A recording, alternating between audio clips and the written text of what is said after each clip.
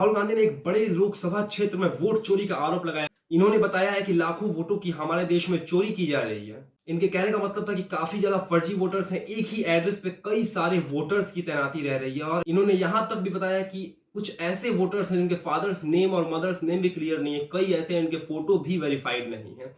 आप सोच के देखिए, जिस देश में वोट चोरी हो जाए उस देश में हम विकास की आशा क्या कर सकते हैं। हम जिताना चाहेंगे किसी और पार्टी को, जीत जाएगी कोई और पार्टी, तो उस देश का विकास कभी हो ही नहीं सकता, वो देश कभी समृद्ध हो ही नहीं सकता है। और मैं पूछना चाहता हूं अपने ECI election commission of India से, आप उस टाइम पे क्या कर रहे थे जब वोट चोरी हो रहा था? तो इसकी पूरी जवाबदेही ईसीआई की ही होनी चाहिए। जिस देश में वोट ही चोरी हो जाए वह देश चौथी सबसे बड़ी अर्थव्यवस्था बनकर ही क्या कर लेगा।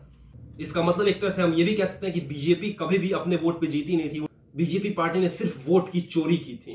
और राहुल गांधी की बात सही है या गलत, इसका फैसला कई सारे न्यूज चैनल्स ने भी किया। आपके सामने कई सारे ऐसे आर्टिकल्स आए हुए जिसमें लिखा होगा कि राहुल गांधी के इस इन्वेस्टिगेशन की जांच कई सारे न्यूज चैनल्स ने की है, और कई सारे न्यूज चैनल्स ये भी बताया कि इन्होंने सच ही कहा है। लोकतंत्र में सबसे बड़ी भूमिका मतदान की होती है। इस मत की अगर चोरी हो तो ये देश हमारे रहने लायक ही नहीं है। और अगर सच में ऐसा हुआ है, बहुत दुखदाई है हमारे देश के लिए। जिस देश में हमारा वोट सेफ नहीं हो वो देश हमारे रहने लायक कभी हो ही नहीं सकता है।